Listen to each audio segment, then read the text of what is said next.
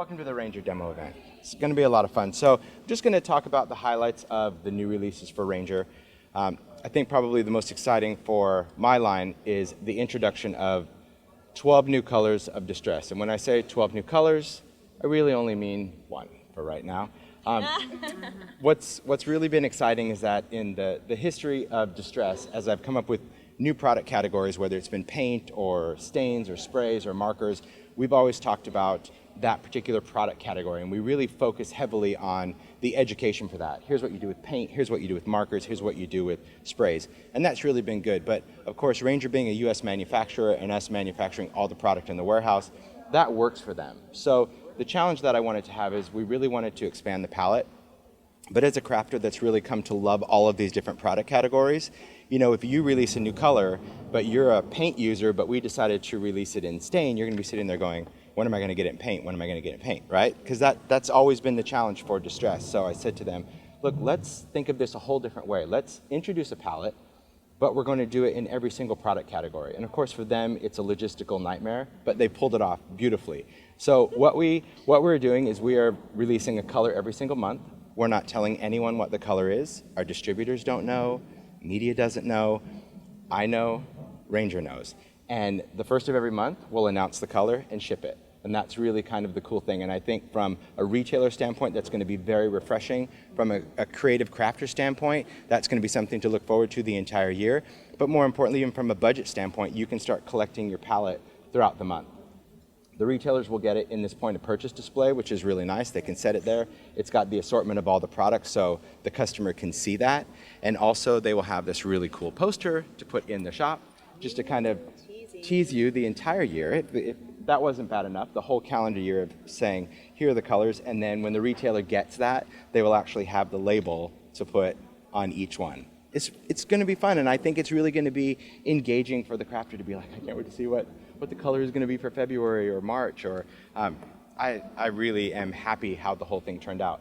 For me as the designer though, and this was part of my class at CHA, is showing how these colors really work well with the original palette. Okay? Because I don't want everyone to be like, oh, we're going to go new and forget the original.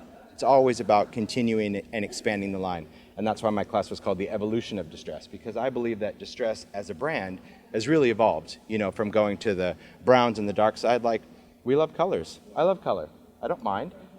I'm a little bit more comfortable with color with a little brown thrown on it, but I also understand that not everyone is grungy. I get it. But to me, it still has a vintage vibe. And I think that there's a difference between vintage and grunge. So this has kind of that retro throwback. It's a beautiful green. This is cracked pistachio. And for people that like bright colors, this is going to be like refreshing for them. But when I take this color and combine it with a different distress color, I'll create something entirely new. So for example, I like to show this combo. There's a lot of different combos. But let's say if I take the spray stain and I'm going to combine cracked pistachio with pumice stone. So I'll just take some cardstock and I'm just going to spray this out. And you can see just that color alone. Some people would be like, yum, leaving it. Yeah, I'm sure Nancy would be like, thank you. Don't touch it. Don't slosh it in the mud. But if I go in and just add some pumice stone to it, now for me, it's starting to come around. And then I can go in with just a little bit of water. But what we're going to get is we're going to get an entirely new color when these two colors start to mix and combine. You're going to see that the bright areas of green, they'll start to become kind of a turquoise blue. And that's just one color combo. So every single month, there'll be a chart of all these different color combos that I will suggest for people to try. To be like, try this with this and see that you get this. That doesn't mean that they can't create their own things, of course, but it's really nice to kind of encourage them to really think about using what they have. Because again, this isn't about leaving the original palette behind. This is about adding to it. Adding to it with refreshing colors if you're like, you know what, I love the properties of distress, but I really want something that's a little bit more vibrant. When we did the summer palette of picked raspberry and salty ocean and mowed lawn, yeah, everyone was like, yes, Diane is influencing him. But also, you know, I know that things do have to evolve. And I do like color, but I also like the fact that I can add vintage to it if I want. And you can see here that just continuing to add water, how this one bright color is really creating a very cool kind of vintage distressed look. So that's really great to see that It is. It's really cool. Now, if I take that same combo and maybe I mix it up from an ink aspect, maybe I'll go in with some cracked pistachio and let's take some brown. It'll be all right. Use some vintage photo. So one thing, I'm talking about this because I dive right into my minis. The mini distress inks that we launched last year have been incredibly popular. I will say as a crafter, I still work with the large ink pads because I'm an inker. I ink every day. I work with them all the time. But I know not everyone is an inker, the occasional inker, right? So the minis are really great for that, for the occasional person that wants to add a little ink to a project, but also someone that maybe is on the go, wants to travel, wants to take their inks with them. So from a demo aspect, I've got 48 colors like conveniently packed here. The minis were initially launched in sets of four random colors because, and I say random, but I really thought them through. But I wanted, people that haven't used distress before to really understand that you can take any of the colors in the palette, mix them up to create new colors. But we've also launched minis as open stock now. So now customers can come in and buy an individual color. If you're a teacher, you can say, you know what, I want to teach a class with this one color. But also for people that just really love the brights or the blues or the pinks, they can now do that. And what's nice about the tins, of course, when we launched this as a storage solution, these ink pads are stackable. They are not lockable, which is what people kind of got confused with. Yes, they stack up, but if you throw them in a bag, the lids are going to pop off the same way they would on the large ink pad.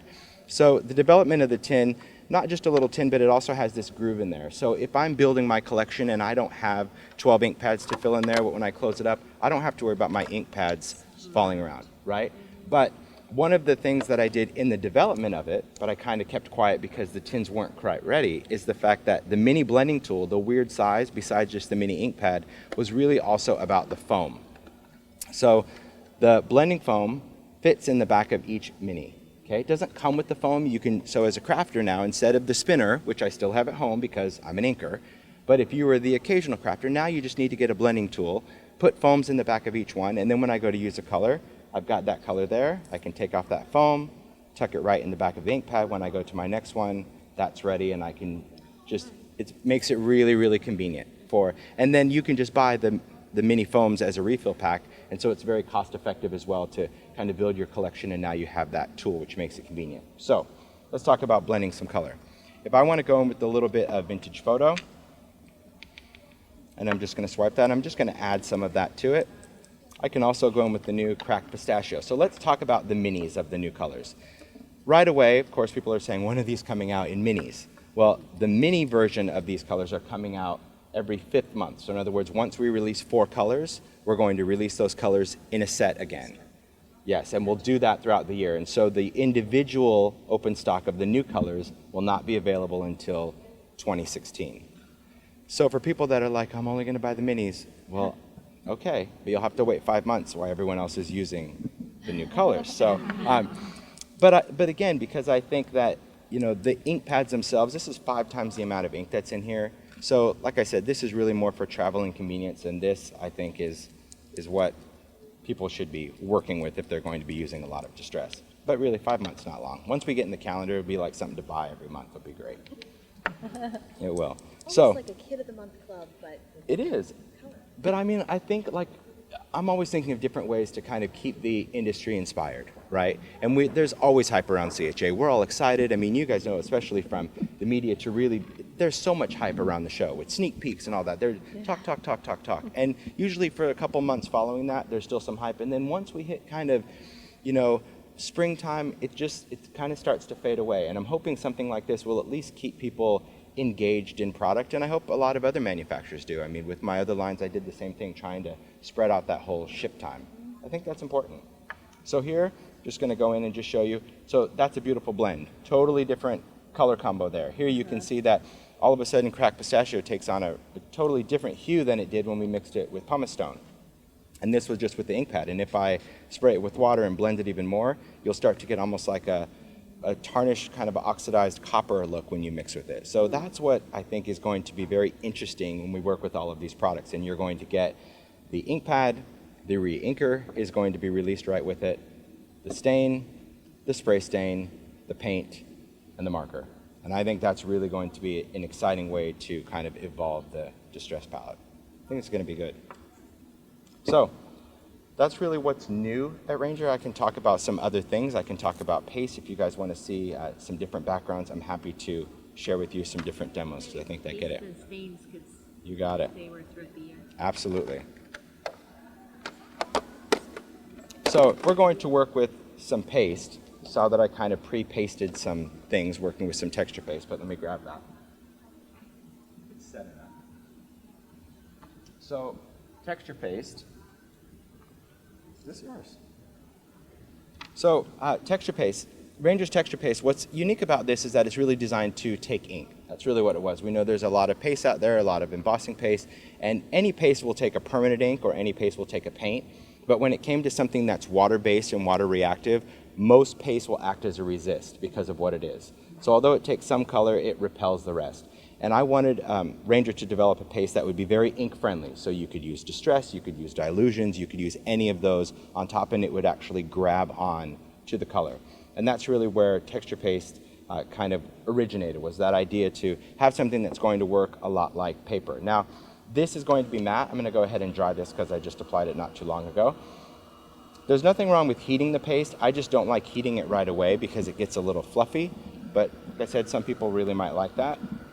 But just drying this with a heat tool is nothing wrong with it. Now, texture paste, there's matte, but we also released 2 new transparent SKUs, a gloss and a matte. And that's really going to be your resist paste.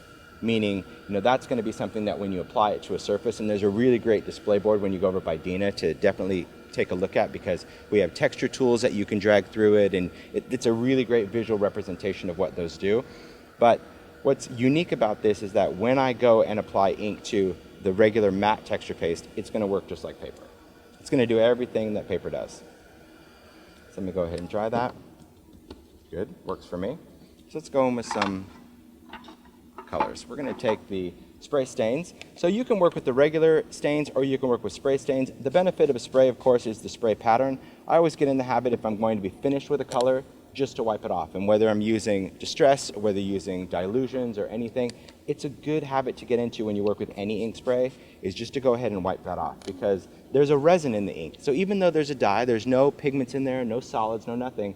This isn't just ink and water, there's a formulation behind it. So having those resins in there can sometimes clog up that tiny little pinhole that is in your sprayer. So if you just get in the habit of having something there, that's perfect. And let's use a little crushed olive. And of course, we've got to go in with some cracked pistachio. Look at that. Does that look distressed? Oh my gosh. So here I'm just going to start drying it, and what you're going to see is, and I don't add water at this point because I want you to see how that paste is going to take in the color. And this could air dry if you want. But just having this dry in, you can see any place I put that color, that paste is absorbing it just like paper would. But if I wanted to create that reactive property like I like to do with distress using water, so let's say I just want to spritz just a few drops of water over the top. I'll start drying it again. Now when I go and blot this off, it's going to come off of that paste the same way it comes off the paper. So every little white drop, everything that you put in there, that's what I love about Ranger's texture paste, is it's really going to give me kind of that embossed paper look. That's the thing. So I mean, it takes ink exactly the same. So it's almost as if our texture that we put on there kind of disappears into our background. But that means I can just go and add another layer of ink, which I will. I will avoid brown for this demonstration only. In honor of Nancy Nally, I will go ahead and avoid brown. I'm starting to break a sweat, I'm not gonna lie, because I'm thinking, my brain's going, what do I do? What color am I gonna pick? Yeah, but yeah, okay, there we go, thank you. Thanks for cueing me in one direction. Ah, thank goodness, it's close, yeah, it's close. So taking a color and just using your blending tool, you can start to create that highlight or that contrast wherever you want, and it will take that next layer of color. And even if you go in and add it over anything that's been inked, it's always going to replace. So remember that distress is always reactive, and that's the same thing when you're working with the inks or spray stains. It's going to react and it's going to lift and apply just like it does on paper. And I think it's just really cool. I love the look and effect that you can get when you're working with it. It's cool, isn't it? Yeah. It's really neat to kind of see something going from just kind of a plain manila tag with white to all of a sudden it's got so much depth, because the ink really pools around that stencil paste, kind of sucks under there, so it gives you that great shadow. And when I'm working with things like this, yes, I work on tags all the time simply because it's a surface, and I try to get people like, the only thing that stays as a tag that I make are the 12 tags, just because that's really what I'm making as a tag. Everything else, when you see a demo on a tag, that's getting chopped up, it's getting die cut, it's getting cut up, it might be a matte for a photo, it might be whatever. But for me, I just prefer tags as my background, like a lot of people would just take a quarter cut piece of cardstock. I like the way that manila works, and I like the fact that it's very kind of water friendly. I can saturate it with water, dry it, and I don't have to worry about the paper pilling. So people ask all the time, what's up with all the tags? Why are you doing all the tags? It's a piece of paper to me. It is. It's conveniently pre-cut because I'm lazy that way. All right, let's take just a little bit of faded jeans on there. And you'll see, once you start having all those little foams under there, man, you have no problem switching out colors because it's there. It's convenient. Sure. So there you go. You could just see adding those colors. It's cool. Yeah. Brown free. And you stamp it. Yeah. You use, we'll go in with a little marker spritzer because I like that too. Adding that little layer. Let's take that and grab my big old set of markers. I found that I've been doing that a lot, adding just like a splash of color. Okay, I almost went for the brown marker.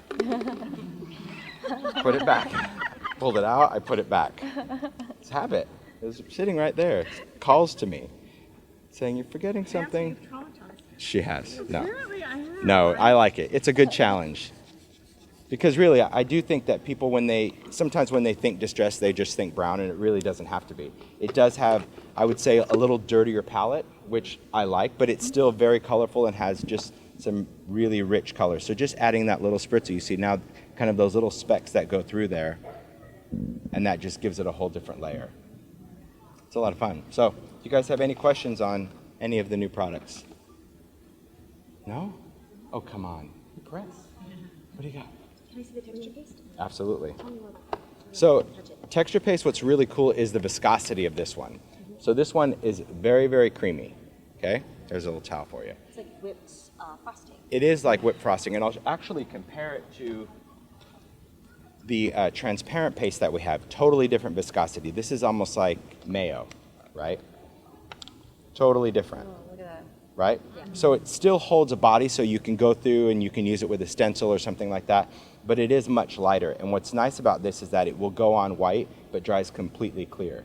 So it's very cool for people that want to create their own kind of resist papers, right? So it doesn't always have to be on a solid cardstock, so you can take and you'll see on the sample board over there, I did a kind of a burlap panel that was all collage and ephemera, and then I just took a stencil with the transparent paste and just went over it. And now when the light hits it, you see that texture, but there's nothing done to it other than the paste drying on the surface.